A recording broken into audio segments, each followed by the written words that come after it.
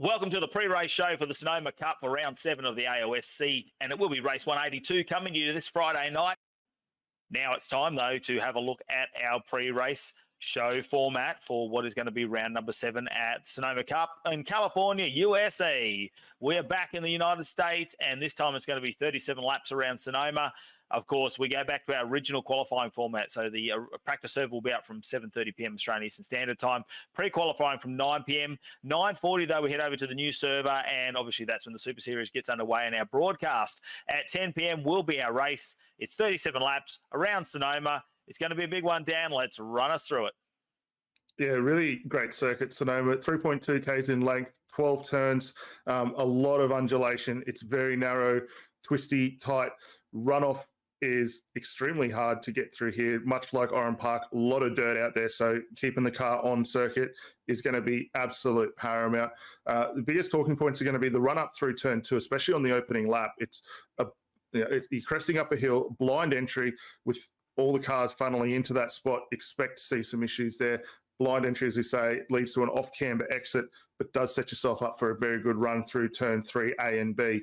The next big talking point, though, is going to be the run to try and conclude the lap. If you can nail the turn 7A complex and get yourself down through the S's, you run a very good chance of being able to put the car up the inside of someone down in through the hairpin.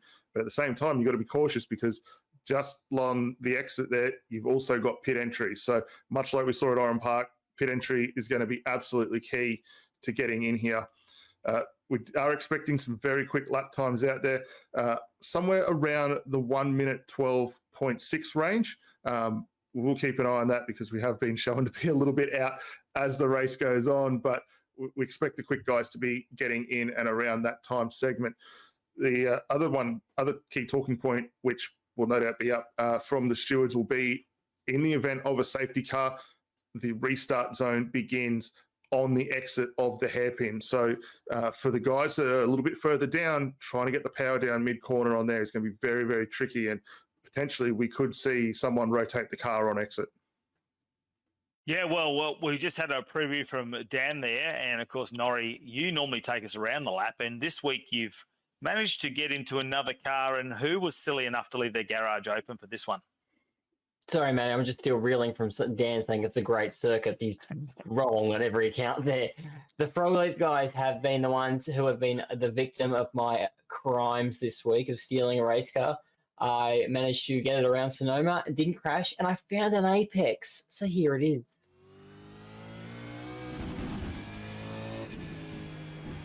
G'day everyone and welcome aboard Norrie's Navigation. This week we're at Sonoma Raceway in California, USA. I found myself a Frog Leap Racing Commodore and I'm going to see if I can steer it around this Sonoma circuit. It's quite tight and twisty and there's a few undulating curves in it. So here we go. Turn 1 left and uphill. You got to feed the car some gears here to really stick it to the line before diving over to the right. Hug that curb there. There you go, Matty. I can tell you what an Apex is. And then we duck here through 3 and up to 4. Hit some curb, get the wheels off the deck and use the curb on the left to catch the car. Down the hill, turning into turn 5, and you want to hit a bit of curb on the right, bit of curb on the left. Watch the wing mirror on the left there as well as we dive down to turn 6, and you want to sort of go back on yourself here because it's a bit of a hairpin.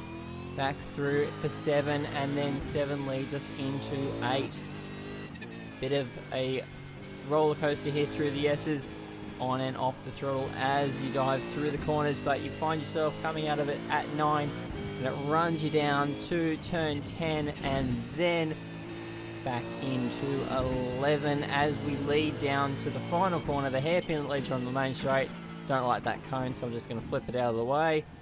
And we round the corner. Use mid-corner throttle, so get yourself really turned well and get that exit so your competitor doesn't outrun you to the final corner. Turn 12 and then across the line. That is a rather tricky lap. Better go return this Commodore before someone notices it missing. Well, Nora, you're right. There was a couple of apexes that you did hit in that one. So it's fantastic that your driving skills are getting better as the season goes on. A big thanks to Pure Driving School, of course, who are behind all the laps that we get out there. And good that they could give you some pointers this week, Nori. Yeah, absolutely. I obviously needed them from my lack of training at Oran Park and Barber and every other racetrack I've been to this season. I tell you what, though, you are the man when it comes to this. Tell us, what is the pit stop strategy going to be? What's the fuel we're going to take? And are we taking tyres at this one? Okay, so this pit stop strategy is exactly what Dan said previously, and the pit entry is right on driver's left coming into that hairpin. So you set yourself up for a good corner, but you set yourself up for a poor pit entry. Always going to take tyres on this one, and you're sort of going to be lapping probably about 18, 19 like it was at Oran Park to get that ultimate pit stop strategy. We might see some drivers run a bit longer, a bit shorter for some other drivers. But it'd be interesting to see who does run it to the maximum. Pit exit is on the uphill on the left, so you got to watch yourself going into turn 2 that no one's coming out of pit exit trying to barge off the track. And gents, I need to ask, we're laying bets again on the safety car. Will we see it this week? Is it a definite? Dan, what's your bet? Yeah, definitely. We will no doubt see it out there. I'm expecting to see, I don't want to see, but I'm sure if it is going to happen, it's going to either be down in 7 before we make our way through the S's because it's very tight there, and a big curve that the guys have got to get their way through, or down into the hairpin. So look out for some issues along those ways.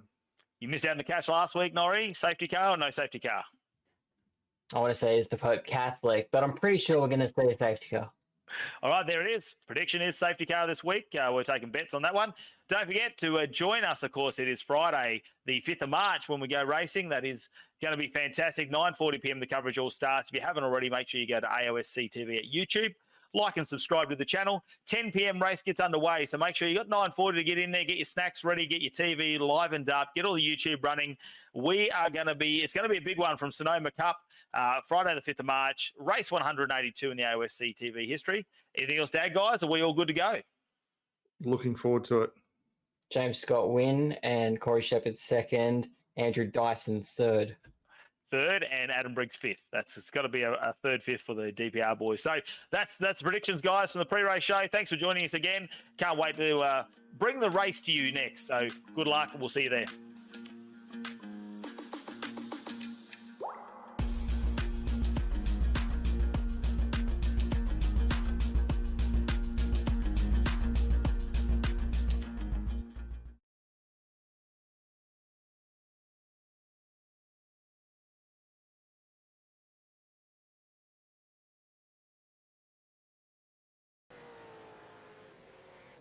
G'day everyone and welcome to AOSC tonight for Sonoma Raceway. This 3-kilometer circuit in California, USA. Don't change your sets. This is AOSC. We've traded one Maddie for another, half the price and half the talent. Joining me tonight in the comps box is Daniel Leet, and Nick Hughes is in the production. How you going tonight, Dan? Yeah, great, no. Great to be back for round 7, and Sonoma's going to present an interesting set of challenges, much like we touched on in the pre-race show. We're going to be in for some really tight racing, and we've got a great field of guys out there tonight putting down some quality laps. Corey Shepherd is the current leader of the times out here tonight. It might be the first time this season we see someone other than James Scott on pole position, and that is something to behold.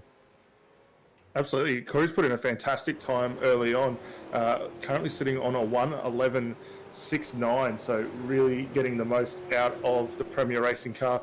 He's got just short of 0.2 of a second margin currently over James Scott, and that's no mean feat around this circuit either as we watch him head down towards turn 7.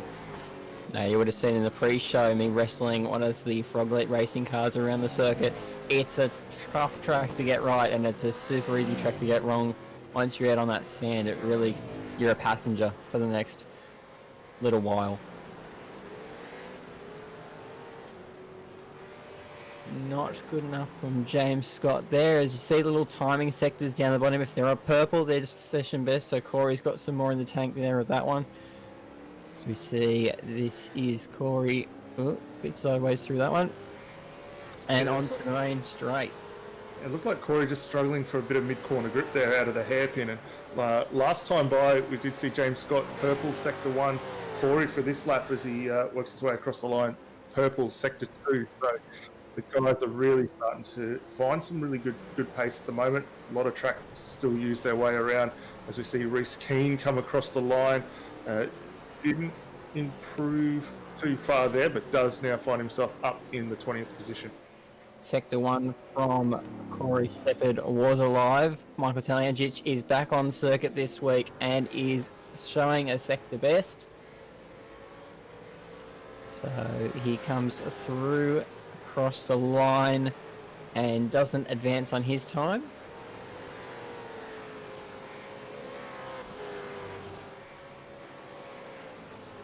James Scott is... that's a good sector.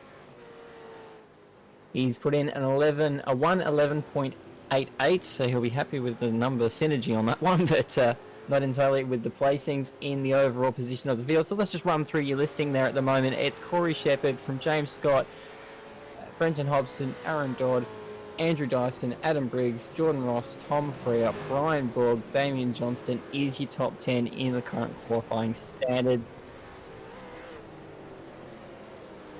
So fight around for the track position. We'll have a look at Dyson here. He's on an outlap at the moment, just trying to get this car up to speed. So we'll wait to see what he's able to work his way through on the next time. But we're already seeing a lot of these guys using all the curb to try and get the most out of this lap.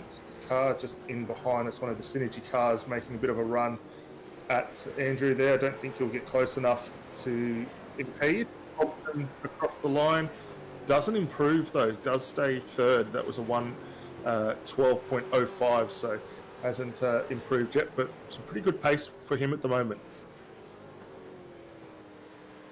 Aaron Dodd is making his run. He's got a green sector in sector 2, so as he makes his way around through the S's and onto the back part of the circuit, he'll be looking to move his NSR Esports further up the grid. He's already P4, so it's a fantastic outing from him at that position and in his team.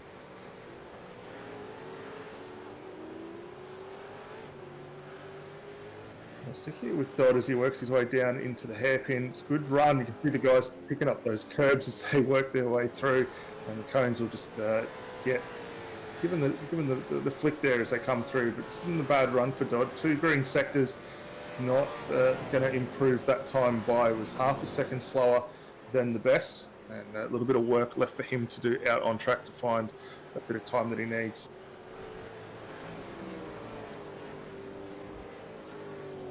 So 100th race here for Thomas Hinds tonight in the AOSC, and I think it's worth a massive round of applause, massive hats off for Thomas Hinds. Making that sort of commitment to a series is fantastic, and we've been blessed with his presence in the series for 100 races, so awesome to have him on board. Looking resplendent in that livery on his car tonight.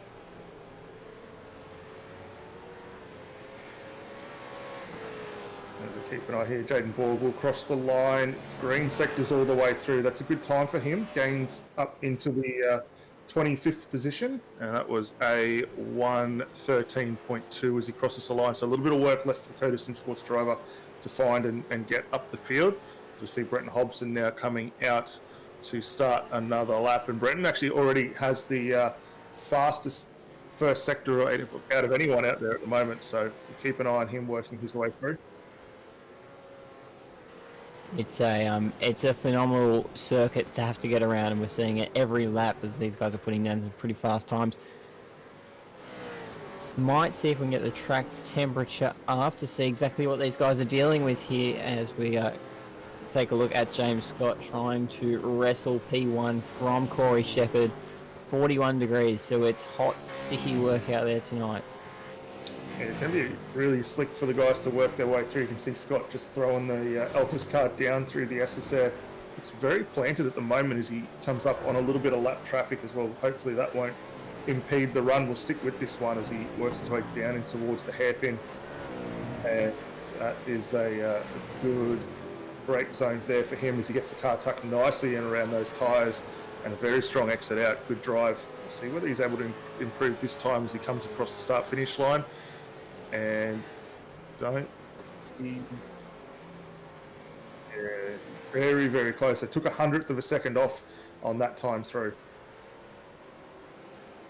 So this is the time of qualifying where these guys are starting to find the optimum position on track. You see Ryan Borg there having a move along to Greg Sharp, who's looking pretty fast in his machine.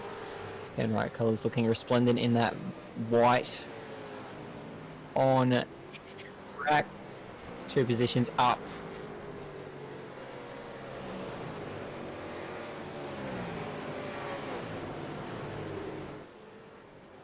Jacob Knight also making gains here tonight.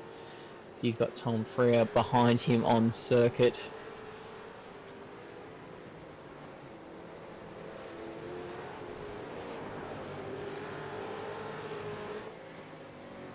So let's see what Tom's able to pull together, because he has had the best couple of races the last few times out, and he'll be definitely looking for a good, strong starting position. Currently sitting in 10th, that little bit of lap traffic that you spoke of just a moment ago, Norrie, might impede this run here. Actually, Knight's going to do a good job, just gets out of the way. But that's an awkward spot there for Freer. He loses the back end and then hard into the wall. Yeah, it's not an ideal scenario as he finds the fence. He's not having a bit of luck with that since that 50th race, but he'll hopefully chin it up for the race tonight. Remember, we've got 150 kilometres coming to you from Sonoma Raceway here, so these guys are all getting ready for this race coming up in a short while. Greg Sharp moves up 1 spot on that particular run, and it'll be looking like position 18 for him tonight. It's not a bad start there. It's going to be tricky, though, for these guys in that midfield section. As we touched on in the pre-race, running up into turn 2 there. It'll be very tricky of the blind entrance.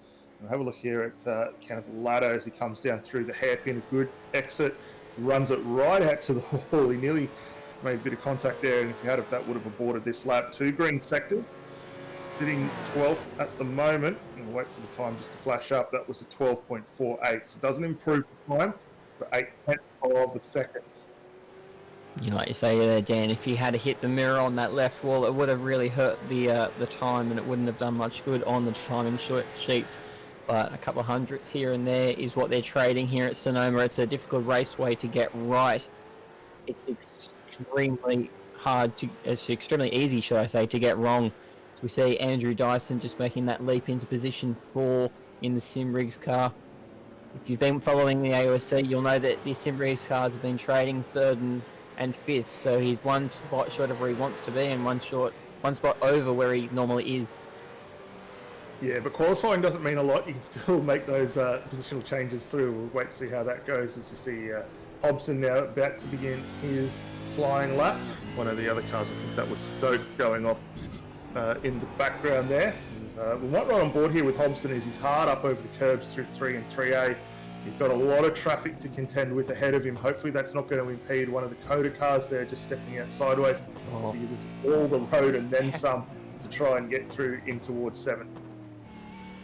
You sort of have to take a step back from the screen on that one because you feel the wall coming at you, but got a few other drivers setting some good times. I'm seeing purple come up on Adam Briggs as he's crossed the line and jumped into P3, so that's confirmed the Simrigs DPR order of 3rd and 5th tonight. Well done, Adam, on that one.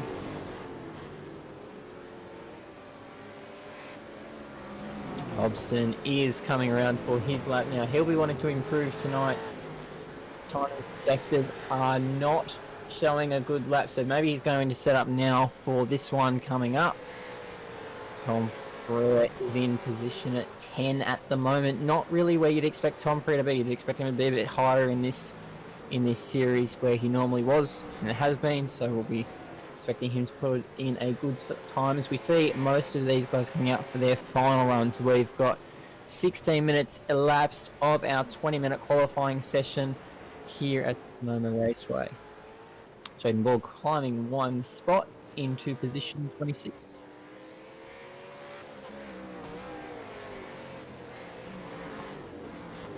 Watch Hobson. Yeah, he made a really good start on the opening of this lap. Purple sector through sector 1, not the best through sector 2, and car looking a little bit unsettled. He works his way down through the S's, and must thank Track Cams for Gourmet for the fantastic camera shots that we see out here tonight as part of the Jinx Shifters Super Series.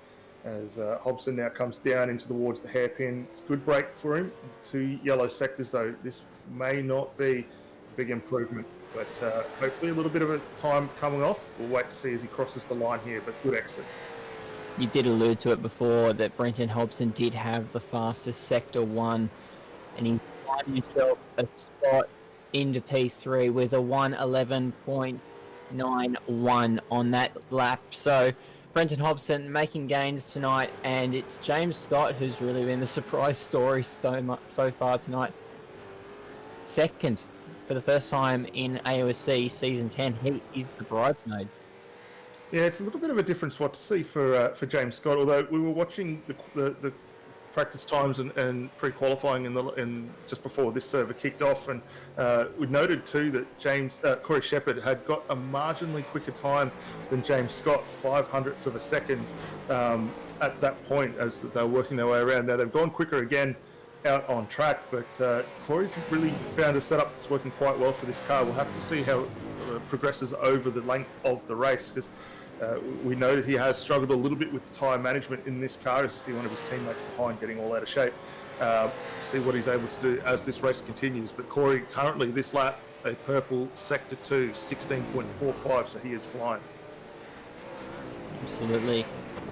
Times are James Scott currently got a purple sector 1 going on, so expect more out of that Logitech Altus esports car.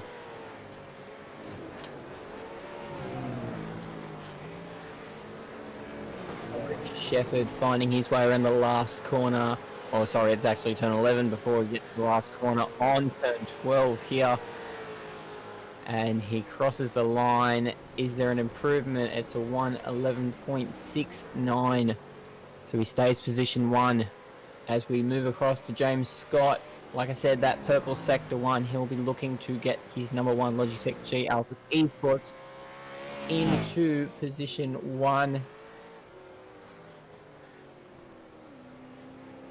And he almost threw that away with the exit up towards the hairpin there, nearly got into the dirt. It's a tricky corner to get right and extremely easy to get wrong.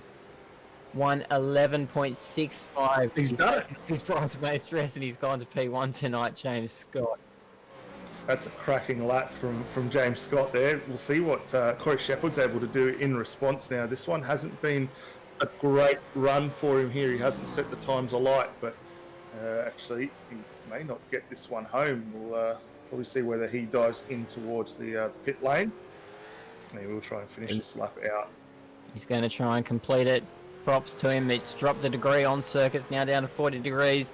Still an incredibly hot circuit to get these supercars around. So Corey Shepherd, no improvement on that lap. So massively disappointing, but to have completed most of the session as P1 and only be pipped at the post by 0.34 hundredth of a second from James Scott is a huge achievement for Corey Shepherd tonight.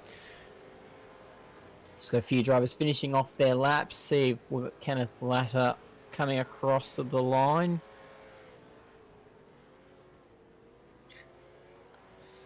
How badly is he waving that flag? He's over the session. He wants it done. Kenneth Latter, Hayden Harrison, no gains on those times as we see Jamie Stovald, Jaden Borg. Jamie Stovald coming out of P11 tonight, so that's a good start for Jamie. Yeah, it'll be interesting to see what Stovald's able to do with that, because he hasn't had the best qualifying so far this season, but that'll get him well into contention to see what he's able to do. And we've got one car still out there. That's Hobson. I'd say he's just going to come in. Yeah. So Hobber will see this lap through. I'm pretty sure he started it just before.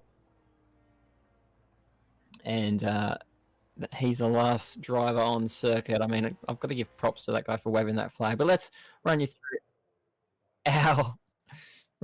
our sponsors who make it all happen. So thanks, Jinx Shifters, and we'll do the grid. It's James Scott from Corey Shepherd in rows 1 and rows 1. Row 2 is 3rd and 4th, Brenton Hobson, Adam Briggs. P5 to Tom Freer and 6th to Andrew Dyson. 7th for Jordan Ross, 8th for Aaron Dodd. 9th for Damien Johnson, 10th for Brian Borg, 11th for Jamie Stovald, and 12th for Sean Lindsell.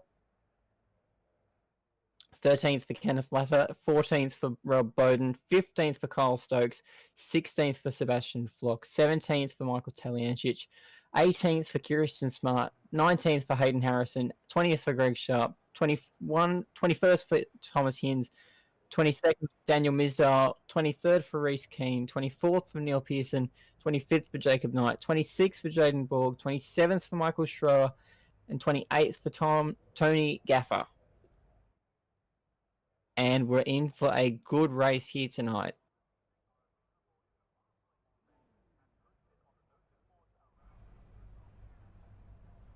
You stop waving the flag.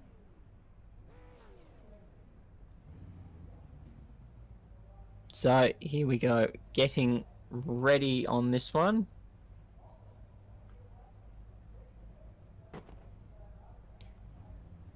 As you wait for those final cars to hit the grid, the one thing we do need to keep an eye on, Norrie, later on when the race does get underway, if there's a safety car, restart conditions right here on the front straight. Right. Yeah, absolutely right, Dan. It's not normally the last. It's not normally the last corner. It's on the main straight. Looks like we're going to get some lights here as we light up the starters rostrum. James Scott from pole, Corey Shepherd from second. Green lights, and away we go tonight in the AOSC. Horrible start from Freer down mid-pack there, as we see them start to make their climb up the hill. Hobson already challenging. Corey hung up on the outside of that one, and around in the back is one of the JK Signs cars. I think that was might have been. Oh, who was that? It was definitely one of the Synergy cars. I think it might have been Stokes involved in it, or potentially Christian Smart. And for James Scott, actually, he's made a huge jump now as everyone funnels their way through to 7. Shepherd losing a spot. Yeah, absolutely. Hobson's made the massive gain there from the start line. He's made his position clear in front of Corey Shepherd. James Scott's already got himself a bit of a buffer over the rest of the field. It looks like that incident down the back wasn't so bad, so we're going to keep running. It's going to keep going green.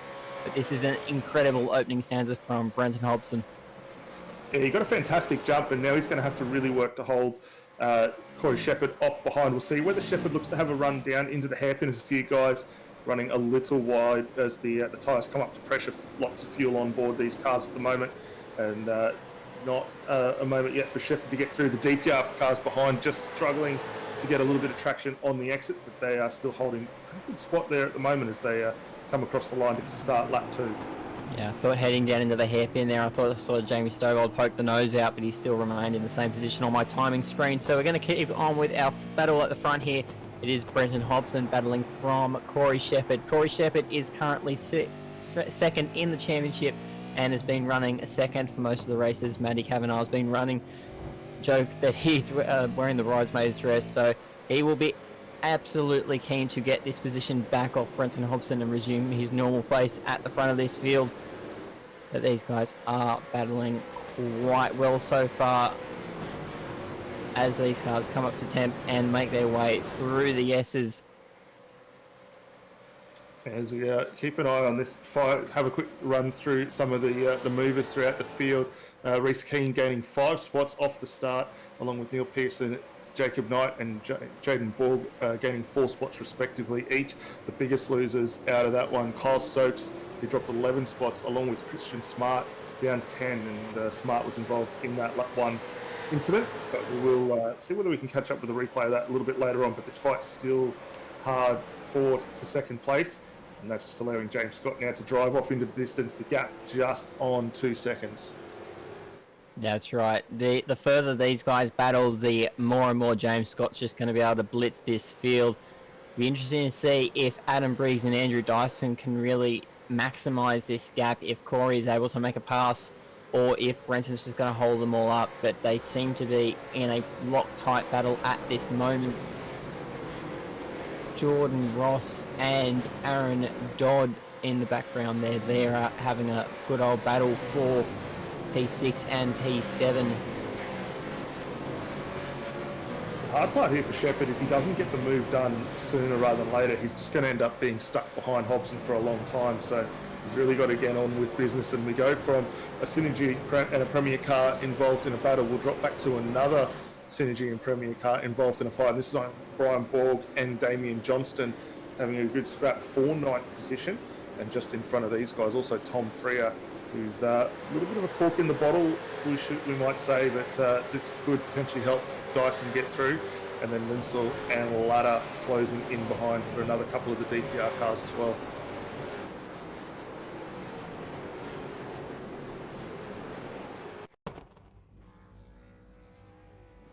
See if we can't catch the replay of the start and see exactly what happened here. Kyle Stokes just seemed to go nowhere, didn't he, Dan? Yeah, he wasn't able to get the car quite off the line.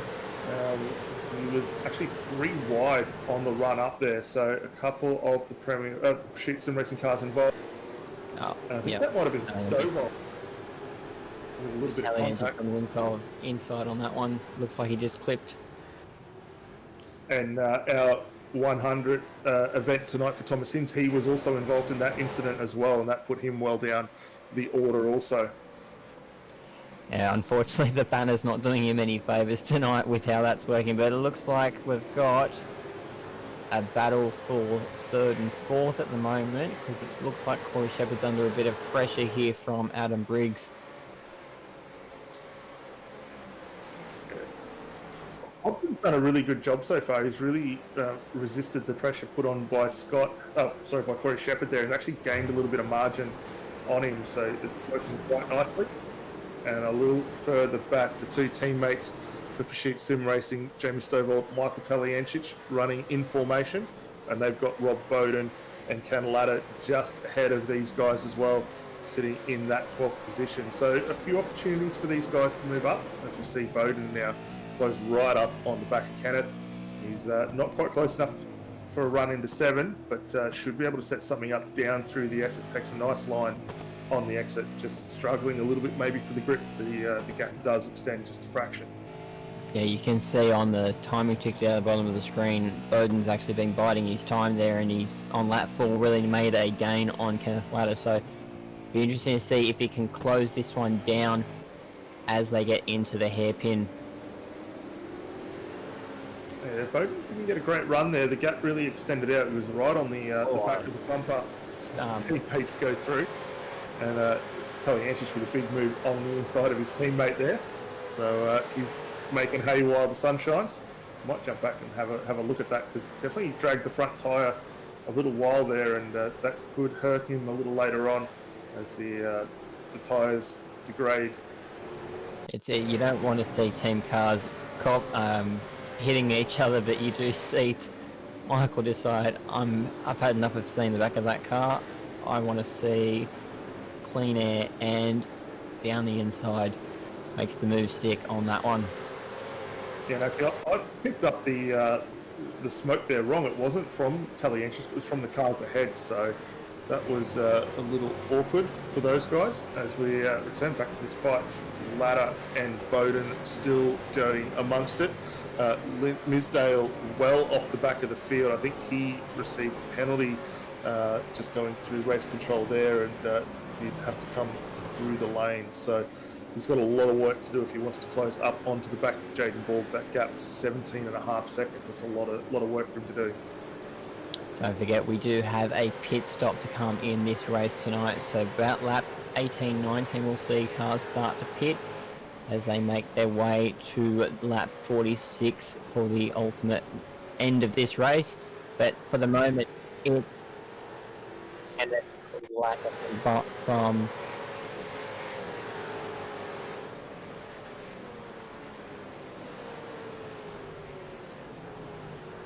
Let's see if we can pick up here what happened to Misdale. Looks like Jaden Borg in this one.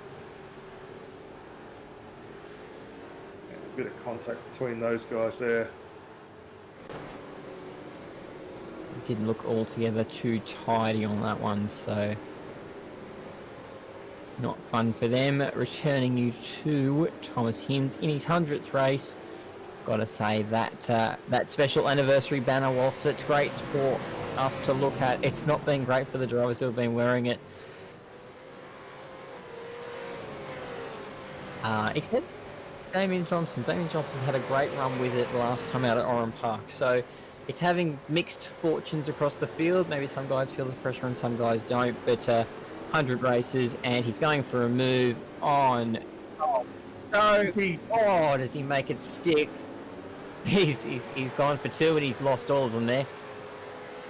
So Hayden Harrison. Hayden Harrison, the unwitting person there, just cops it in the door as he sent that move from a long way back. We'll have a look on that. We'll see whether he's going to redress here, because that was a really rough spot there. Harrison dropping 2 spots, and I don't think he really has dropped back here. We'll wait to see what race control have to say on that one. But no, he came in from a long way back there to try and make that move. Yeah, he sort of lost all the positions when Hinds sort of hit, but then went back and they all sort of went from there. So it'll be interesting to see what race control adjudicates on that one.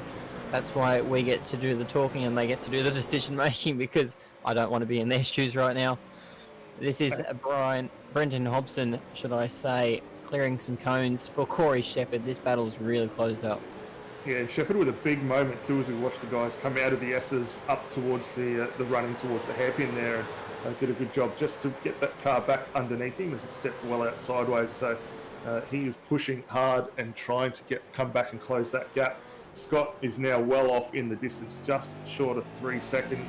As we have a look at the lap pace between both of these drivers and see where Shepherd lost a little bit of time. He's come strong through laps 5, 6 and 8 again, starting to return serve and come back up and close down this gap. So sitting at 10th a second, but he really needs to come up with an idea here of what he's going to do to work his way through, because the longer he stays behind here, as we were saying before, Norrie, he's going to struggle to get a move done, and Hobson is not an easy contender to try and get through, especially if you can come up and get on the back of him sooner rather than later.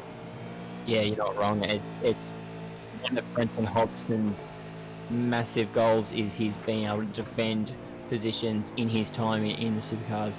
So Corey's got his work cut out for him tonight. He might have to think pit strategy and how to get his Mr. Antenna Premier Racing Team car around. It's very close to the tyre bundle on the inside of turn 11 there, but he's going to have to think logically about how to get around Brenton Hobson tonight.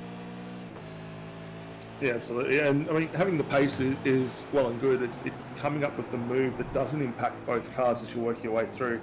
You see the guys down up through 2. You get the way the car kicks and squirms on the exit there. A lot of wheel work going into it from Shepherd as he tries to wrestle the Mr. Antenna car down around this lap. As keep an eye on that. But Bowden still sitting on the back of ladder. Taliancic has now dropped Stovald after making that move down in towards the hairpin there, and is closed up on the back of these guys as well. I just heard a call from race control saying that 25, which is Thomas Hinds, will have to redress that position. So that's the way that one's been handled, and he'll have to get on with that one from third.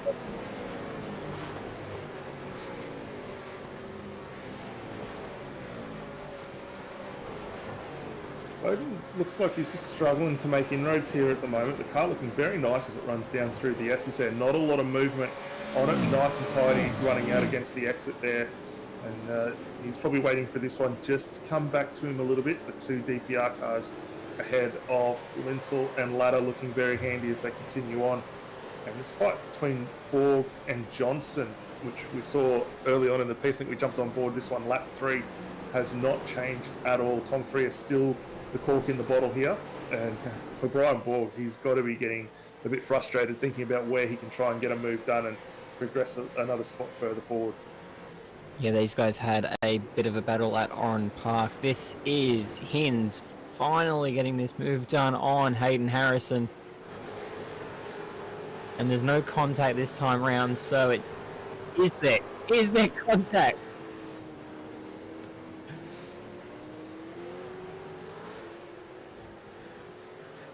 I'm so glad race control scored on that one because I'm not doing that one. It looked like he was far enough up. Dan, how did you see it? Well, I think that's a racing incident there because you look on the exit of turn 2, Hinz didn't leave a huge amount of room. He ran Harrison very wide out to the outside of the circuit there. And as the guys ran side by side down in towards 3, yes, you could say Hinz was just ahead, but not enough, I would have thought, to have got that move completed. And unfortunately, they come together. So we'll see how race control adjudicate it, but I think that will come down as a little bit of racing incident there. And the guys will just get back on with business. Yeah, I think the benefit of Hinz and Harrison just probably need to keep their cars a little bit separate for the next little while. This battle up here is spicing up. Brian Borg is getting frustrated by being stuck behind Tom Freer. Tom Freer is the cork in the bottle, like you've been saying, and it's hard to see how this is going to fall any other way but Brian Borg getting past. So we fall to the other Borg, which is Jaden Borg, further back in the pack, battling with Michael Schroer. One of the Mark 1 esports cars. I know they're looking pretty resplendent tonight in their dotted livery. Yeah, nice livery on those cars. It definitely looked very good. Borg also switching over last time out at Oran Park from the Commodore that we've been so accustomed to seeing him in this championship over to the Mustang. A little bit of a dirty change there that he wasn't too keen on, but is starting to find a bit of form. He's got his teammate Tony Gaffer a couple of spots up the road. I love how you call it a dirty change. It's obviously the better car. This is Brian Borg, and he's in front of Tom Freer. So that move has happened while we're looking further down at the back of the field. See if we can't get to a replay of exactly how it went down. Turn 11 seems to be Brian Borg deep on the brakes, puts the nose inside. Free actually lost the front end of it, locked up the front end of it, sorry. So as he's come around the corner, he's given the position to Brian Borg, and he will not be happy about that one. So Brian, job is yours now to keep pressing on, and Freer, now you've got someone to chase. Yeah, this will be a really good tell for Freer now. Obviously, he did make that little bit of a mistake at the hairpin, but we know he can come back from some of these issues, and he should be able to do that quite comfortably. Aaron Dodd is the next car up the road, just on 1.7 seconds up ahead of these guys. So we'll no doubt see them close back in. And both Freer and Borg with a big lock up in the hairpin. Yeah, Dodd is that green NSR esports car. You can just see come out of the bottom of your screen every time we cut to this shot. And these guys will make an interesting battle. This is one of the battles we've been blessed to see in this season of AOSC. Tom Freer and Brian Borg have been having some ding-dong battles. Let's see if we cut back, and Sebastian Flock has an incident on track. Oh, it's off track actually, because he's hit the wall.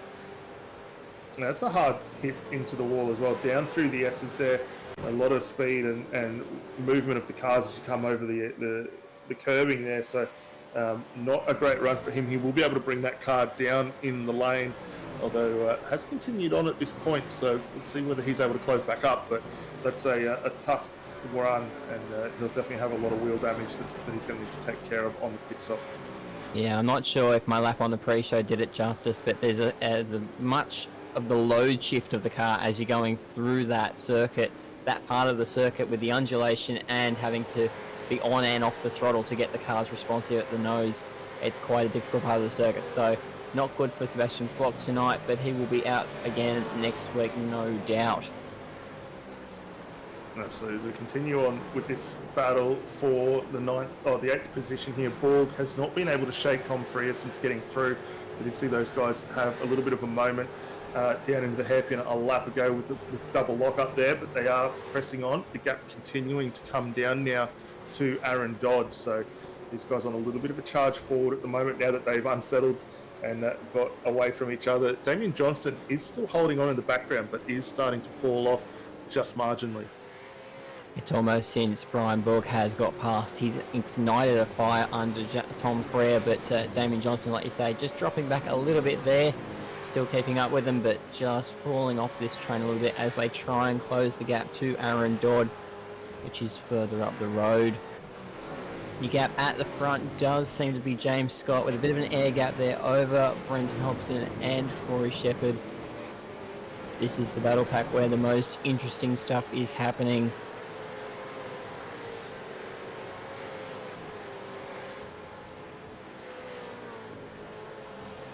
Jaden Borg now on the back of Michael Schroer in that Mark 1 Mustang. And just behind these guys too is Sebastian Flock as well, who we did see have his moment in the wall as he closes that gap up further up the front.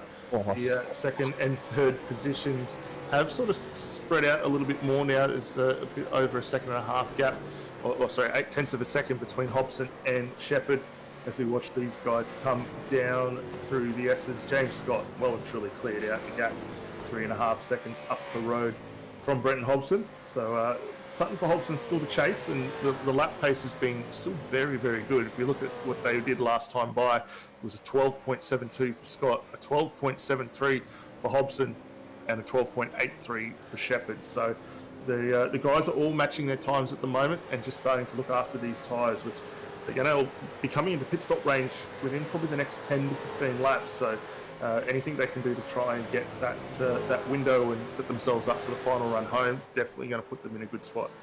Yeah, absolutely. I alluded to it a bit early on in the race. Lap 18, 19 is about when you're going to start seeing these guys. If they are trying to undercut, they might pit early. And if they're trying to run long, they will stay out for as long as they possibly can. But this is about the time they're going to have to start thinking, do I undercut? Do I go for that move? Do I make the overfill and try and make the pass? So they'll be thinking logically of how to pass now as these cars are all up to temp. And they're bouncing off the curbs. How much curb are these guys taking when it comes around turn 7? Well, they're using everything they can get their hands on at the moment, and they're going to need to try and find the lap speed that they need to work their way through. But, the car's looking pretty good as they get up and down over those curves. As we drop back into the tail of the field at the moment, Jaden Borg's still trying to work on getting his way through on Michael Schroeder. Not much has happened here. Walk down the inside. This could be a big move. Just gets the car up on 2 wheels. Fights for it, and keep an eye on Flock just in behind this one. He's going to look to try and come through also, so they can head down into 7. It's a nice, respectable battle between these guys. Right on board with Flock here. He's in a prime spot to have a run down in through the hairpin. You nailed the word there, respectable battle. How good was that to see? A bit of racing room left from Jaden Borg, and they were able to get through cleanly. Sebastian Flock, like you're saying, is in the perfect spot as we make our way through turn 10 and on the run to the hairpin at turn 11. Bit of sand on the tyres is not going to help that run, but this is a watching brief to see if Michael Schroer can get that spot back from Jaden Borg. It's going to be a bit of a tough ask because Borg's already cleared out that gap. He's extended the margin to just over a second at the moment. So since getting through there, Borg has been able to come on through and start heading off now after his teammate. So we'll see what those guys are able to do. Switching from one teammate to the others, the DPR cars down in 11 have literally stayed line astern the entirety of this race so far. As we see a little bit of change for position here with Ladder coming through on. Down the inside of that one. He wanted to buy a 2-for-1 deal, but he's only getting one pass out of that one. As we see Kenneth Ladder, Sean Linzel try and maintain the sim rigs over the Pursuit Sim Racer. Yeah, that is a team strategy call if I've ever seen one between the DPR cars. They're trying to maximise the fuel window and give each other a little bit of a draft and a run around the circuit, but it nearly bit them hard there with Talianchik taking an opportunity to send one up the inside and just had to pull it back. Well, like you were saying, Dan, it could have gone the very wrong way for the Simrigs guys if they had have made that, or if they had let Talianchik through, but thankfully they didn't. This battle here with Jacob Knight and Thomas Hinds It looks like Hinds has got past Hayden Harrison and they've stopped having impacts, so that's good to see. As we see Jacob Knight, haven't seen much of him tonight. He's been quite a achiever in his run, but he's up 4 spots from his grid position, so quietly moving forward in this one. Reece Keane further up the field, and he is holding off his teammate Neil Pearson. Yes, holding off. And Greg Sharp is the Dakota car further ahead that you can see at the bottom of the shot there.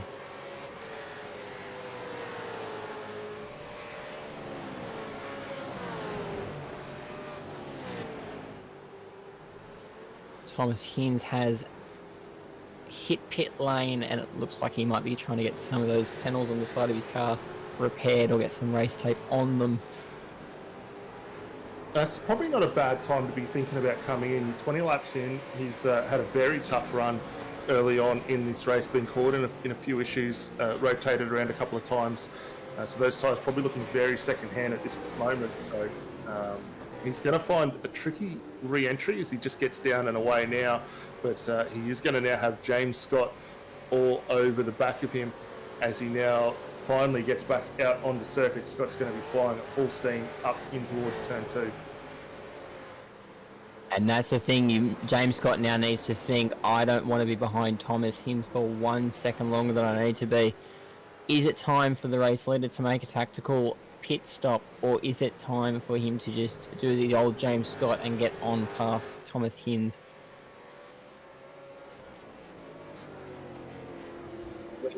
We'll see as this race unfolds. Hobson and Shepherd are actually closing on... They're maintaining the gap between themselves, but they're actually closing on James Scott here. So might be threatened in this race. Yeah, it's been a good drive from both of these two while still maintaining their own battle. They're able to still eke that little bit of time out against James Scott. We do know that with Thomas Hinds coming out on circuit where he did, that would have impeded Scott just a little bit, and saw the light flash. So came up the crest in through turn 2 there. So something we're going to have to keep an eye on later on, as Hobson now first to blink and comes down the lane. We'll see what Shepherd's now able to do with that clear track in front of him. Yes, Shepherd's, he sort of loses his drafting partner in this one, so he has to go it alone. But like you say, Dan, we get to see exactly what Shepherd's capable of as a solo car. Also interesting to see where Hobson falls back into the train, because a lot of those guys in front of him will be thinking, do they take a longer stop and try and hold Hobson up from the race lead? Yeah, definitely some interesting strategy calls going to be made in this phase of the race here. We'll wait to see what unfolds from this. Shepherd having a very strong drive. I think let's caught a glimpse there too. James Scott still tucked up behind Thomas Hinds as well. So that's not a good sign, as Hobson now down and away and comes out just behind Jacob Knight as they work their way up into 2. And plenty of room left for both of those guys as they work their way down in towards 3 and 3A. Yeah, took a little bit of time, but it took a little bit of time, but Brenton Hobson did get over Jacob Knight. So that's one less car he has to get that position back from. But these guys all will stand lead to pit. James Scott is pitting on the race lead, as is Dodd, Jordan Ross. It's a who's who of the front of the field at AOSC as they're all pitting. How is the line through pit lane though?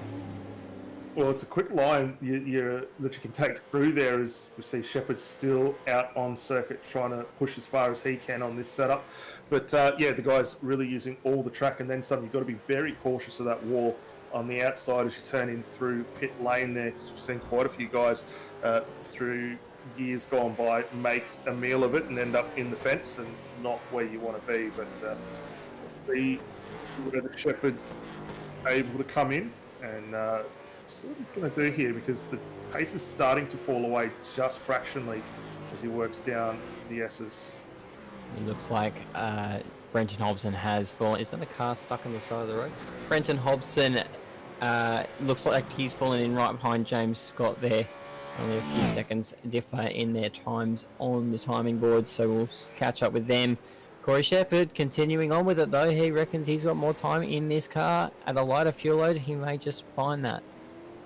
Yeah, I think this is probably the wrong call here for Corey Shepherd, as we can see the James Scott coming down through the S. Brenton Hobson right in behind. He's managed to bring that gap down close to 2 seconds here at the moment. So a very good stop from Brenton Hobson. If we have a look at the times, James Scott's stationary for 19.7 seconds in comparison to Brenton there, 17.3. So wonder whether Brenton has banking on there being a safety car in the last half of this race to help him get across the line on the fuel strategy. But yeah, the gap has definitely dropped between these guys. If you caught the pre-show, we all betted on a safety car, so that's a fine form for tipping at Sonoma, but it's going to play out to see if it really holds out for Brenton Hobson. Taliencic is on the outside of Kenneth Latter here as they're climbing to one. That's a bit unsportsmanlike to find a rim in the other rim. Yeah, not the best spot to be trying to make a move. And as there's that fight into two, right behind, we also see Linsell and Bowden having their own little 2x2 exchange as well. So those guys still continuing the fights, Holden and Ford in the back there also. So 2x2, Noah's Ark would be loving this at the moment, as Bowden with a huge wiggle as he gets it all crossed up over the curb there. Shepherd has finally now come into the lane for his pit stop. He gets cleared and see if he falls back into where he was, P3 behind Brenton Hobson, or if he is stuck. DPRs are moving through, so it's Adam Briggs, Andrew Dyson, and Jordan Ross.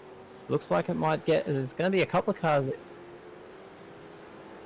And Corey Shepherd stays ahead of all of them.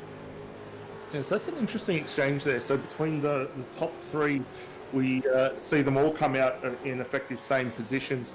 The big winner in that one, Brenton Hobson, 2 seconds advantage in the pit stop, which has definitely brought down his time to James Scott. Corey Shepherd a little longer, 18 seconds of fuel, but has now fallen some 2.5 seconds behind Brenton Hobson. So a lot of work for him to do to close up, as we see Taliencic now stuck in behind Tony Gaffer, who hasn't yet come down the lane in Ferguson Sports Penrite car. It's going to be a big dive from here from Taliencic down into 7, and he does not want to lose the tail of Linsell just ahead. No, absolutely, he will want to stick. Oh, I'm just watching that battle. Taliencic and Gaffer, that is two cars you want to stay separate and get the move done nice and cleanly there. Absolutely. As well, we watch these comes down. We must also say a big thank you to the series sponsors for helping out the championship this season. Jinx Shifters, naming rights sponsor for the AOSC series, along with AJ Insurance, Simrigs.com, Sydney Computers, Bella Media and Sideways Photography, Race Art Australia, and Track Cams for Gourmet. Thank you all very much for coming on board. Oh, and let's not also forget Pure Driving School, who have been so gracious with helping a lot of these guys get some extra seat time and driver training throughout the course of the season so far as well. Absolutely, it's been fantastic that all these sponsors jumped on board. I apologise for not giving them a shout out at the start of the show. I was too caught up in the pre-race qualifying, and we thank them all for their time and helping us out with our broadcast here. Flash of the lights from Sean Linsell on Tony Gaffer. He is making his presence known. Has he got the pace to get past, I wonder? Well, definitely show that. Well, he's gonna have to come through here. I mean, Tony hasn't had the pit stop yet, so it is definitely full position, and he's just parking that car nicely to maintain this spot. We'll see whether he dives off to the lane. He moves it over to the quick entry for him, and that will be our final driver tonight to come down the lane for the required pit stop. So they're all being serviced.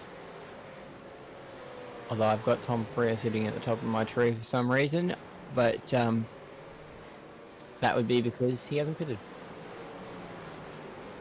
Yeah, I'll take that one on the chin, as we thought we'd had all the drivers come through, so one left out there still to make amends for his stop. This fight here at the moment for the 7th or 16th position, Neil Pearson on the back of Greg Sharp, and just in behind them, Kyle Stokes working his way through as well. Yeah, these guys are, wow, what curve control over the back of that one. It's an interesting line watching the guys take through that side of the track, because the side wall there comes up extremely quick, and got to be cautious not to collect the car there and get it back online. But it is very reminiscent of turn 1 at Watkins Glen, which we're going to in a couple of rounds time, and we know you're going to be out having maybe a bit of a sneaky run out there, Norrie, which is a way of how you get through turn 1, mate. Yes, I'll take note of that when I do eventually get in one of these cars for a race sometime soon at Watkins. It looks as though timing's not relevant of that, but it looks like we're going to see some team strategy games being played by Synergy. But it's not looking reminiscent on the timing sectors, so we'll see how this one plays out. He's running extremely long for Tom Freer here, so I'm wondering how this is going to play. I wouldn't have picked this form guide had I have strategized it. There's a bit of a battle going on here though with Neil Pearson, Kyle Stokes, and Greg, Thomas Hint. No, Greg Sharp still involved in that one, just in front. And actually keep an eye on just who's closing in behind. Thomas Hins coming back through the field as well, so we might see Hins drag himself up, and this would be a fantastic little four-way fight down in the midfield. Yeah, apologies to Greg for calling that one wrong. There's too many names and too many cars to look at. And you've seen this move. This is for position, so these guys do want that challenge, but wow, there's ways to get it. And he's hunting. He's hunting all over the back of that car. Kyle Stokes sitting here with a watching brief on what's going on. Wouldn't you want to be on that front splitter right now? Well, this is a really interesting move. Stokes is just playing the game here. He's positioning the car nicely. He's really forcing Neil to get on with business and either make the move on Tony or make the move where he messes it up and throws it away. And Stokes now is going to have a look at an opportunity down into 7, which we've already seen Jaden Ball manage a position through there. So right up on that curve, and the car very stiffly sprung to work its way through there. So that was a bit of a moment, and he will need a chance just to reset now because that gap is starting to extend.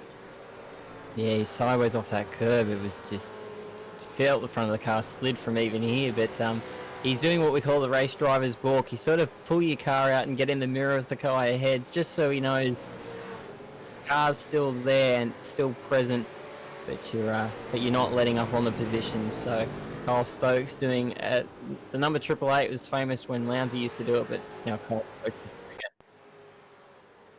Yeah, and we're just hearing too from race control with Brian Borg. We're going to see if we can find a replay of what happened, but appears to be a connection issue for him. And that's a very unfortunate event because he was having a very strong run there, just sitting outside that top 10 with Jordan Ross and Damien Johnston. So he was on for a very good haul of points, and to have a bit of hardware failure like that will definitely be disappointing for him.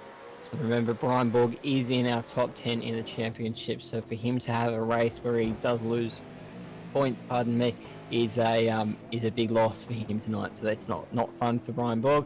We'll be wishing his hardware connections all the best for the future.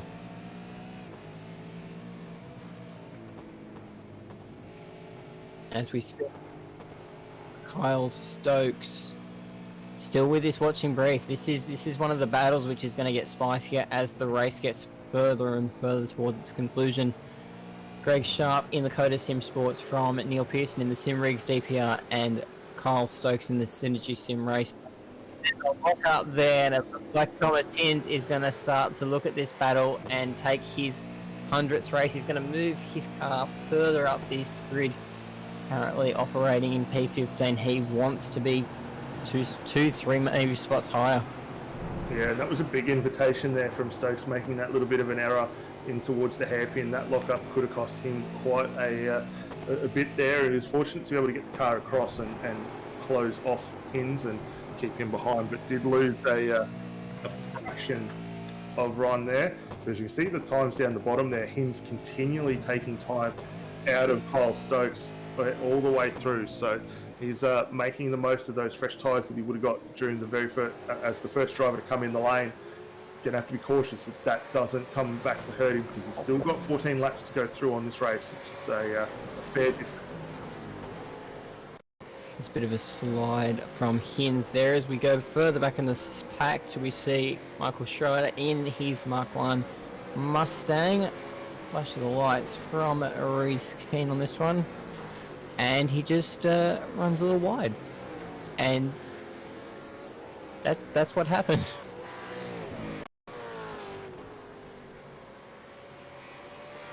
Another moment here for Flock as well. We've already seen once in the wall hard tonight down through the S's, and then losing the back end in towards the hairpin. So not a great run for Flock here. He pulls it off to the inside. That's a little bit of a concern there why we'd have a car pulling over at that spot, but should be well enough out of the way that we won't need to see race control call the safety car, as Tom Freer now in the lane, finally completed 32 laps and comes in the lane, as Greg now will get a couple of spots lost there. Sorry, Dan, I thought Hims was going to have a go at Greg there in the battle of that one. We did see Tom Freer, pit through that sequence of this battle, so interested to see where he pops out and finds himself behind Damien Johnston as he's now approaching pit exit, so we'll see how he will be in front of this battle fairly soon. Brenton Hobson and Corey Shepherd, that gap's closing. Corey is hunting and he looks like he wants his position 2 back. He doesn't like position 3. He's not really a fan of it. I don't think any race driver is, but Corey especially not so. And Brenton's having a stellar form tonight. He's really been punching on in the series, but he hasn't really been moving up in the rankings, so tonight to becoming P2 is such an improvement from Brenton. Obviously an esteemed racer in his own right. He's been around for years and doing this for years, but racing tonight wheel to wheel with Corey Shepherd is quite good. He's doing a stellar job here, holding off the charge that Shepherd's been able to put on him. A couple of the cars ahead just moving out to the side, which is great to see. The sportsmanship allow this fight to still continue on, but Brenton, one of the toughest competitors to try and get through. I mean, he knows every inch of every circuit that we go to, and not an easy competitor to get past. The Shepherd closes right up on the run through turn 2 there, almost gives him a bit of a love tap on the back. Yeah, normally the 88 has been one of the hardest cars to pass throughout any series in iRacing at the hands of Brenton Hobson. So look at the split time. Shepherd is munching that gap down. He's chewing down. A dive is being made. Oh, he just didn't have the car up far enough there to make that move, but it's definitely got Brenton alive to the fact that he is right behind him. And look at the cars as they come through the S's there, sideways and all about aggro on these curbs. Yeah, the one thing I'm noticing still though, through this middle section down the S's, the Synergy car very good as it gets up over the curbs there. Is able to drive away a little bit from Shepherd, but the brake consistency that Corey's got in the Premier Racing car there, exceptionally good. He's able to close that gap back down, and from one great battle to another, as Tom Freer now all over the back of Aaron Dodd towards the hairpin. So Freer trying to come back through on those fresh tyres, and he's got a lot of pace to burn at the moment. It's nice that Freer's found a friend in P8 and is granted. That's a stand-in Adam Briggs on the side of safety car. So it's paying out for Cavi and for Dan here tonight as we get the safety car. What happened to Adam? Yeah, it's an interesting one. I'm not sure what's unfolded here, whether the car's maybe run out of fuel or what. It's a very awkward spot. We're going to have a look a little further back. He has a brush with the wall in towards 10. It's a motor. That's it. He's popped the motor on the down towards the hairpin. Yep. Yeah, what's the betting? It's a downshift pop.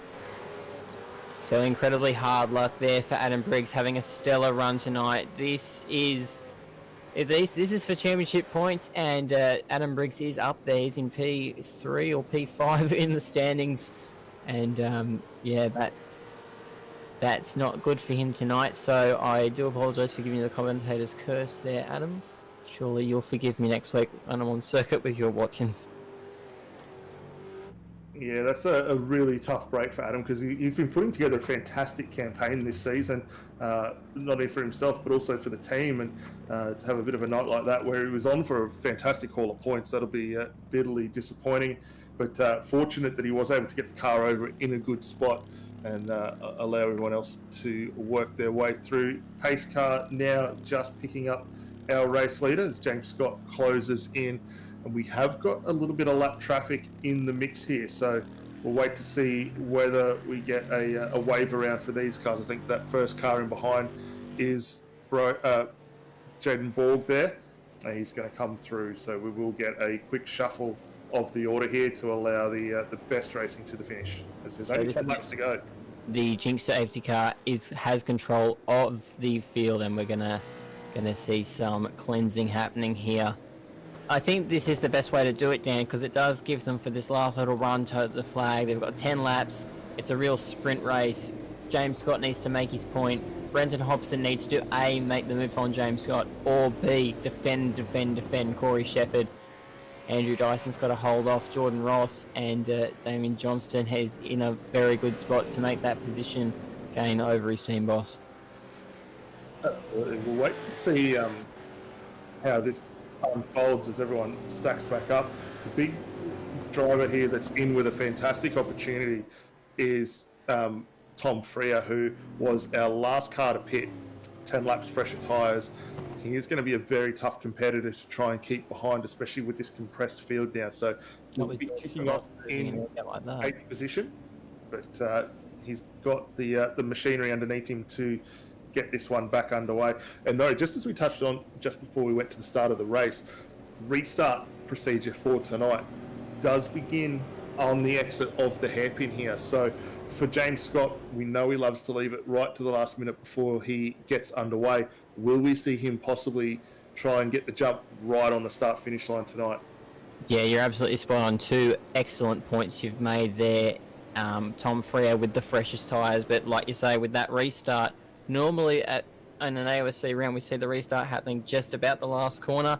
This one is so much further around to turn 12. So interesting to see if James Scott, my apologies, I've got no idea of what I'm reading tonight. James Scott makes the jump early, or if he goes late, we know he tries to just guess it himself because he doesn't want his opponent knowing what he normally does.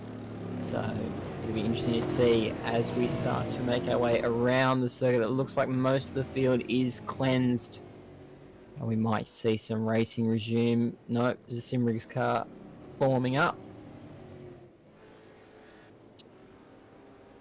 I'm surprised at that gap Jordan Ross is leaving. You'd think with his teammate behind him in contention for play here, he'd close that one right down. Yeah, it's a little bit of an awkward strategy there. Like as you say, there's a huge gap between these guys. I'm surprised that that hasn't upgraded as well. As we see the changes behind the wheel, taking the AMG Mercedes back into the lane, and now everyone forming up right behind James Scott here. So the Jinx Shifters safety car gives control of the field back to Hobson is on his bumper. So if there was a part number on the back of that Logitech Altus esports car, Brenton Hobson would be reading it very clearly right now. As there you go, that's it. So here we go. When does James Scott go? When does Brenton Hobson go with him? Can't go until now. So it's up to James Scott. There it is. Jump and restart as we see the field start to pull away down the main straight. All looks pretty even, pretty spot on from mostly everyone through that restart there. Yeah, it looks like a good jump from everyone through the midfield as well. A little bit of a gap between 15th and 16th position. Sharp and Hins, but the rest of the train getting away very nicely. They continue the single file run down through 3 and 3A up towards turn 6. There's a little bit of dirt flying as the guys work their way out onto the curbs. There's a bit of dirt flying in the background there, but it's all a bit gentlemanly here. So these guys are going to start having to get some moves going if they want to make some positions. See,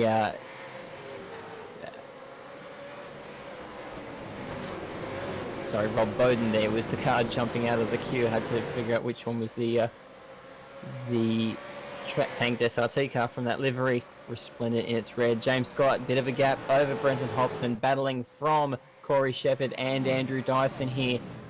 As we see this field, look at it snaking its way through to turn 11 as they make their way around. That battle for position 2. He's got a cone hooked up under the front of that Synergy car. That's not quite... Anyway, let's hope it doesn't do any damage to his car. I think we should see him get away pretty nicely. Keep an eye here, though, on Andrew Dyson. He's been able to get a really strong jump, holding on in 4th position. He's right on the back of Shepherd and in with a very good chance to get his way through. So see what he's able to do as the lead DPR car. Apologies to Adam Briggs, who has made his way over to the YouTube chat, mate. Very unfortunate event for you there. And hopefully we will see you back out on track next time out. Johnson. Sorry, Dan, just sideways for Johnson off the back of that curb, heading down towards that wall. Never there in time you like to see a car sideways. No, definitely not a lot of room to be able to get that move done there and hold it off. So he's done a fantastic job to not get involved. As we see a couple more of the DPR cars as well down the order there. Misdale having a little bit of a bump with the teammate. And he sets off after Tony Gafford just ahead there. So I think that might have been Sebastian Fox potentially way on well out of the order. Actually, I'm not too sure. Maybe Reece Keane there, well out of contention there. So a lot of work for those guys to do as we have a look back in 4th position. Dyson has not fallen off the back here. And actually, he's bringing along Jordan Ross as well. So this is going to turn into a nice 4-car train, all fighting for that 2nd spot as James Scott has continued his march forward, the gap out to 1.4 seconds. Yeah, the gap at the front is staying roughly where it was. There's no real change up in what's going on there, but Christian Smart is having to fight with Neil Pearson in the Simrigs car just behind, as Greg Sharp is just 1 spot ahead. That wall, every time that wall gets me. Neil, Christian Smart goes down the inside of... Sorry, Neil Pearson goes down the inside of Christian Smart there through that corner. Yeah, great move to sneak the car through there. No contact from either of those guys. And Pearson will get off on the way again. And he's got now Greg Sharp in front as we go to another one of the DPR cars down the inside. That's Linsell on Bowden. Bowden's actually going to get the crisscross here as he gets a nice exit out of the hairpin. See what he's able to do, whether he can come through. Jamie Stovald trying to close in and bring Kyle Stokes along for the run for this one. Oh! 3 of a minute. 4, 3. That's around. That's big hit down there for Bowden. Yeah, a lot of damage on the front end of that car. He went hard into the wall. Oh! What? There, Jordan Ross firing in the fence, coming off turn 7A, I think. Dyson up into 2nd. You see Hobson back in 3rd. Shepherd now in 4th. Johnson right on the back. Okay, so what happens here? Because... Oh, they're all in the dirt. Shepherd down the inside. Big side-to-side contact. Dyson with a big move to go up into 2nd. That's great awareness to try and pull that move off as everyone getting into it. And that all unfolded though from Hobson getting into the dirt on the exit of 3A and Shepherd going along with him. So Dirt had a role in Hobson getting, I'm going to say robbed there because he's been fine form all night. But Dyson's made the jump. He's picked up 2 positions for the price of 1. You see that Jordan Ross also getting involved in the fence there. So Race Control's going to have to look at that one a bit and tidy up what's going on there, but it hasn't stopped this battle because Corey Shepherd and Jordan and Brenton Hobson are still going for it. Yeah, good to see that they were able to sort that one out and continue the fight on. I think smart driving there from Shepherd to get back in and let those guys go through. We did see Jordan Ross have a huge moment as well. We're going to jump back and have a look at what unfolded with him as well, because he was involved in this one. You see the car get up on the curves. Nothing too bad there. Picks up the dirt, so a little bit of dirt on the tyres as he runs down through 6. Gets it all up over the curbs and around she went. Just couldn't get the grip in the back, and that's a very hard hit into the wall. And that's a big hit for one of our championship contenders, Jordan Ross. Is P3 in the standings, P4 in the standings, so big hit for Jordan Ross in that one. A lot of points lost, so he'll have to make his way back around and get serviced and back out and try and get some points for this one. We're on lap 43 of 46 tonight's Sonoma 150. It has come alive at the end of this race as we see if we can try and determine who is your winner. It looks like James Scott might be the way of the cookies crumbling tonight, but Andrew Dyson is not going to give that one up without a fight. No, not at all. He was a big beneficiary out of all that entanglement as the guys worked their way through there. So he's got a lot of work to do now to hold on to that spot. 3 laps still to go. And if you turn our attention further down to the back of the field, Knight with Greg Sharp just behind, Neil Pearson just ahead. The Sinji guys all over it tonight. They are finding some good form here, especially down the order. And Greg Sharp looking to see whether he can now get a move in that Curtis Sports Penrite car off against Jacob Knight there. A little bit of a moment for Knight, just not getting the power down quite efficiently, but back underway. We go back to Hobson here in 3rd position, still fighting off Corey Shepherd. So this is Tally Andrews on the back of Kenneth Latter, and he's up 8 spots from his group position, but that won't be suffice. He'll want to move up 9 spots, I have no doubt, from Michael Taliancic. He will be fighting back after a little bit of a disappointing round last time out at Oran Park. This is your battle for position 3 now. It's not position 2. Brenton Hobson from Corey Shepherd. That gap has opened out a bit more, so like you were saying, Dan, through that section of the circuit, the Synergy car is strong. Through this section of the circuit, the Premier Racing Team car is strong. So Andrew Dyson with a bit of a free kick here as we approach our last couple of laps at the moment. Yeah, while this fight continues on, Damien Johnson's still just sniffing around the back here. He might be able to pick up another position if we do see these two in front just have a little bit of a tangle as we did a couple of laps ago. So we'll wait to see how that one unfolds. The rest of the field starting to stretch out a little bit more. The closest battles in the midfield, Stokes and Hinds still having a good scrap down in 11th position at the moment, along with Christian Smart and Greg Sharp. Those guys still fighting it out. So some battles still to conclude at the end of this race, but up the front, these two who have been virtually inseparable the entire night after that coming together, still inseparable as they fight their way to the end. Yeah, so it looks like Dyson might pick up the trophy that one of these guys want, but it's been a phenomenal effort from both Brenton Hobson and Corey Shepherd tonight. None of those guys should be disappointed with how they've gone. Look further back, Rob Bowden's getting a move done on Izzy. Doesn't look like it. Tony Gaffer is the Coda Sim Sports car ahead, and he's holding station on that one, so doesn't look like Rob's going to get that move done. No, but he's setting up for a good run here down through the S's. He can get the nose out a little bit on the outside. See whether he wants to stick it up the inside. Tony being pushed very well. No, I think Tony found the wall. Tony's turned that ZB Commodore into a rallycross car, so that's the way the cookie crumbles on that one. James Scott is your race leader, approaching his final lap as he's making his way around the difficult Sonoma circuit. led from start to finish. This one, he didn't lead for a little bit of the mid-pack as Tom Frere tried to have a long run on the fuel.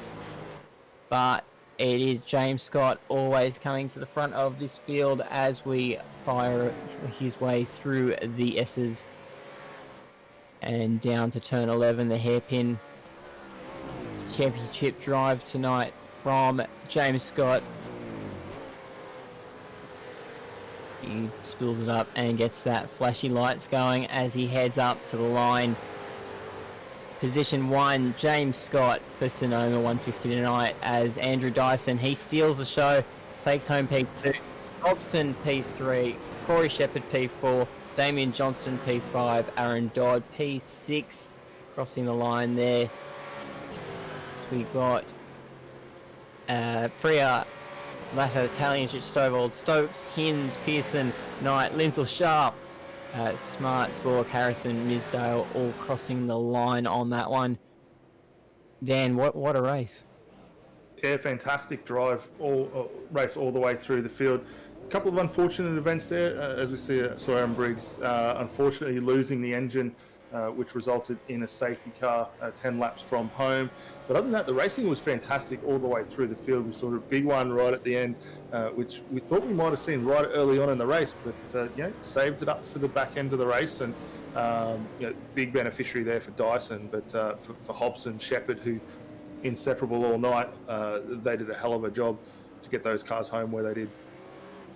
Yeah, as you see James Scott trying to do a celebratory burnout there. Parks it up against the fence, Gisbergen style, so I'm going to deduct him points for not being original. So he tries, and he lost it. He just lost it there. So let's get your classified results on screen. It's James Scott, as normal, Logitech G Alpha C Sports winning this one from Andrew Dyson. Brenton Hobson is position 3, and Corey Shepherd position 4. They had a battle all night, but they came out on top. Damien Johnston, position 5. Aaron Dodd, position 6. Tom Frere, position 7th. Kenneth Latta, position 8. Michael Talangich was 9th. 10th was Jamie Stovald, so a fantastic night from Jamie tonight. Kyle Stokes, P11. Thomas Hins, P12. P13 went to Neil Pearson. 14 went to Sean Lindsell. 15, Jacob Knight, he moved a couple of places forward as well. Position 16 went to Greg Sharp. Position 17 went to Christian...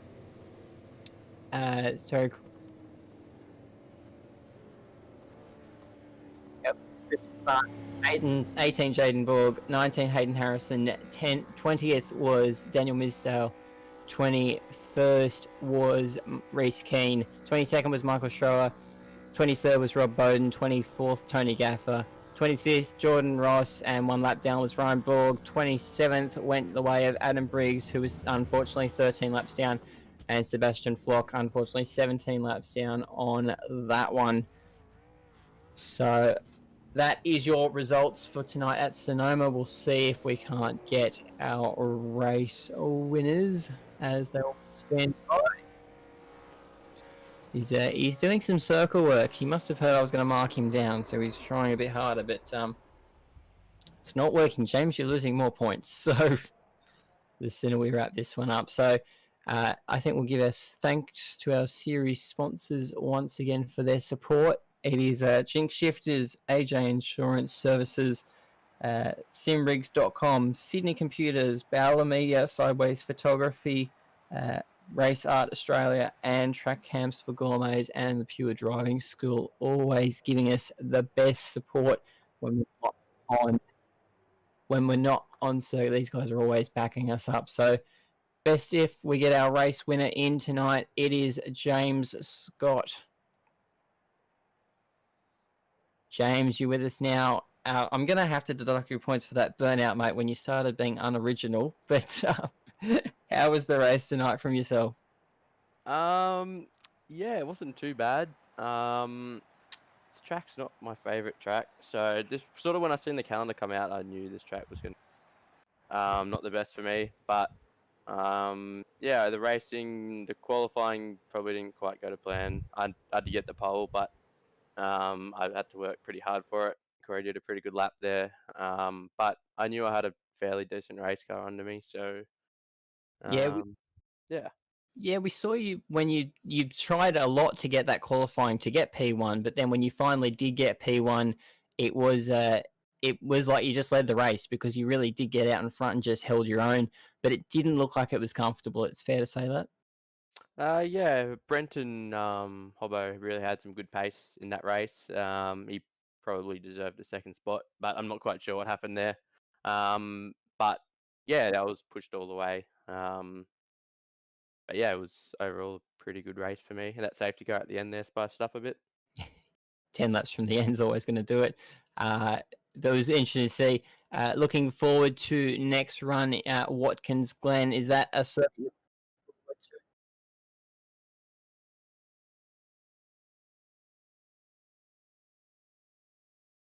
Yeah, Watkins Glen will be a very good round. Not quite sure what layout we're going to be running, but yeah, Watkins should produce some pretty good racing. The draft's usually pretty strong once you get up the S's there, so we'll be interested to see what happens. Well, for your 6th win of the season, do you want to give us a quick shout out to your sponsors before you let you go? Yeah, first off, I'd like to congratulate the other guys on the podium. Hobbo had some really good pace tonight, and so did Corey. So, and obviously, well done to Andrew. He was there to pick up the pieces when something happened. And obviously, all our great partners at Altus Esports.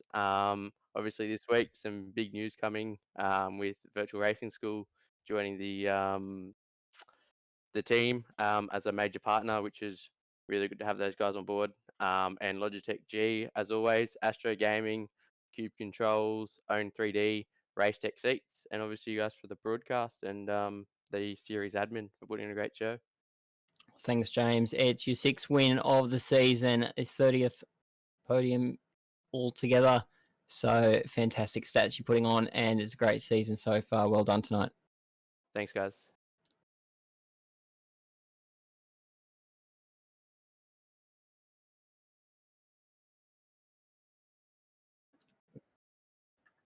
So Andrew Dyson coming in for P2. Andrew, you're just there to pick up the pieces, mate. P2, how does that?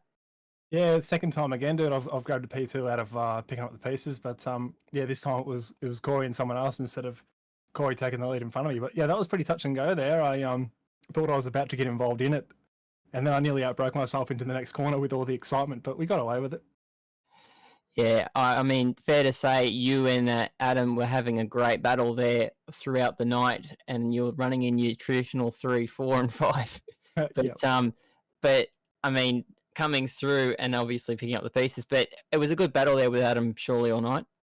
Yeah, absolutely. You know, we were pushing each other along and doing our best to catch the guys ahead, and of course, make sure we didn't leave ourselves vulnerable to guys like Jordan or I think it was Aaron, who was behind us when the pit stops came along. So Aaron Dodd, yeah. So we had our eyes on all the cars around us, trying to do our best to get near them. Yep. Now, looking forward to Watkins Glen, that's obviously a good race. And you guys at the Simrigs DPR are obviously moving forward every time. I did put the commentator's curse on your teammate, so I do apologise for that tonight. Oh. But how are you guys looking going into Watkins? Oh, well, last time we raced at Watkins Glen was for a different league, and I did kind of terribly myself, so I'm hoping to improve a lot. But the rest of the boys, that did fantastic. So hopefully that's a good omen, and I can learn a little bit off everybody else going to Watkins Glen. Absolutely. Well, while we got you here, you want to give a shout out to your sponsors? Yeah, for sure, man. First, I'll just say we fixed the car since you played with it last week, so it's good again. We're back in the top 5, 6 area. So thanks for that, Nori. Don't touch my car over again. Oh. No, I'm only joking, man. Can I just say thanks to Simrinks.com, BetSmart Racing Services, Southwell Lifts and Hoists, and Benmax Mechanical, and also NP Designs for hooking us up with our paint jobs. And yeah, big congratulations to James, obviously Brenton for grabbing the podium, and really unlucky there for Corey. That's not his style. Yeah, he doesn't normally drive like that, so that's really unfortunate. But they were having a good battle, and sometimes that's the way it goes. That's right. Well, on your 4th podium of the season, it's fantastic to have you here. I won't play with your car again. I'll go and steal someone else's next time. Thanks so much, Andrew Dyson. Well done tonight. No worries. Thanks, boys. Brenton Hobson was a third tonight. He could have been second. It wasn't the way it should have been, but Brenton, just run us through that one for us, mate. No, I don't know that I shouldn't have been third. I think that I was probably the third fastest car tonight when we came in. So I think I ended up where I should have been, but maybe the order was jumbled around me a little bit. But I was, just one of those things. I bowled a wide, and there was a gap there to go for, and I wasn't expecting it to be at that corner. I thought that Corey might have tried to set it up for the next one, but I saw him bomb it in there. We opened up the wheel. We got away with it. But obviously lost the position to Andrew, who was in the right spot to capitalise. So good on him. That was a good thing for him to be there and not get involved in it. And just unlucky for Corey to not end up on the podium because he was certainly quick enough for it. But all in all, it was good. We had good pace. Car was fast, and that's all that matters. Well, yeah, I was thinking you should have been P2, mate, because looking from the start, you went straight to position 2 and you made your claim on that position and you sat there all race. You had a fantastic battle with Corey. It was just a strong showing from you straight up out of the gate tonight. Yeah, well, we started on the racing line on the right-hand side of the grid. So I think by default, we just get a bit better drive off the line. So we had an advantage there and managed to sweep around the outside up into the first complex of corners there. So it's a pretty tough track to pass on. The only way to really do it is you've got to get a good run out of the two right-handers prior to the sort of hairpin corners. So I just focused on trying to be fast there. I think Corey's lap speed was much better than mine, but that doesn't really do a lot for you in most of the track. You've got to be good in just that one corner, and I sort of focused on that. Every lap just hit my marks as best I could. I made several mistakes, but we did a good enough job for the most part to hold him off. But took an early call with the pit stop to try and, so it was a defensive move really to make sure that I didn't get undercut. And we popped back out sort of in position, and I thought we were going to hang on there for P2, but it just wasn't quite to be, and that's how it goes sometimes. Yeah, that's the way that racing happens sometimes, and sometimes it doesn't fall that way. Heading up to Watkins Glen, though, for next round, is that one you're looking forward to? The Synergy cars look good under the turning tonight. We'll see what we've got when we get there, I guess. I mean, I've only been doing every second race in the series so far, so I'm not sure how that race will fall for me. If it doesn't clash, I'll certainly be there. But the cars we've seemed to have made a gain tonight. I think on the setups we've struggled a little bit, sort of off the back of last year and into the start of this year. So we've made some adjustments on our approach with the setup stuff, and I think that we made a legitimate gain in the pace tonight. So with any luck, that isn't just this track. We can carry that through and sort of be trying to hang on to the back of these two guys that seem to end up in first and second every week, and maybe start to challenge them with some good lap speeds. So Watkins is a drafty sort of track. We should be able to sort of hang on pretty good if we close the way the draft works there. So fingers crossed we're right in the mix again. Absolutely. Well, it looks like Jordan Ross has been making some solid gains on those cars. So be interesting to see if they're up the front at Watkins. And do you want to give us a shout out to your sponsors before we let you go? Yeah, sure. I mean, mainly a shout out to the guys on the team, because that's what makes it all happen. Jay Ross is one factor to it, but we've got several guys, probably 10 of us or thereabouts now, that race in the V8s pretty regularly, and it's a team effort to move up the grid. So those guys have been working hard, and it's starting to pay off. So a shout out to all the guys that run in the SSR cars, because that's who gets it done at the end of the day. But got a few sponsors, JK Signs. We've got. They're probably the main one on the side of the cars. So a shout out to them while I'm here. Well, it's awesome effort from yourself tonight. I was enthralled for the battle all night. Well done, mate. P3, and enjoy your night. Thanks, guys. See you in the next one. Well, Daniel, that was the way the top 3 reacted to that race. How did you see it go down, mate?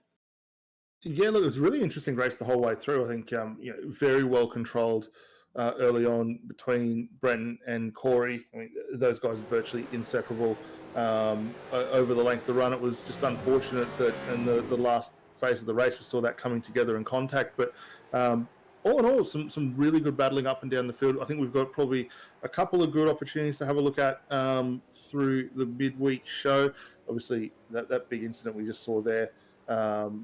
for those guys. And then there was also another one that we didn't quite get a chance to have a look back at, but involving Rob Bowden, who went off hard into the wall as well. So a few things to look at and recap. But yeah, really looking forward. Obviously, we head off to Watkins Glen for the next event, and another great circuit, very high speeds.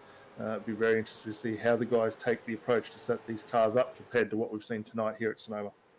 Absolutely. So massive shout out to our sponsors, simrigs.com, Sydney Computers, Track Camps for Gourmets, Pure Driving School, Bala Media, Sideways Photography, Race Circuit Art Australia, AJ Insurance Services, and the big one, the one that gets it all done, Jinx Shifters, running this show for AOSC this season. We gave Medicav the night off, and I took the keys. He's gone and had another pedicure like yourself, Dan, last week. So be interesting after a week off when we get back to Watkins and we see how AOSC falls the next time out in Enduro racing. So make sure you join us for that and tune in for the pre-show through the week. That's all from us tonight. Have yourselves a great evening.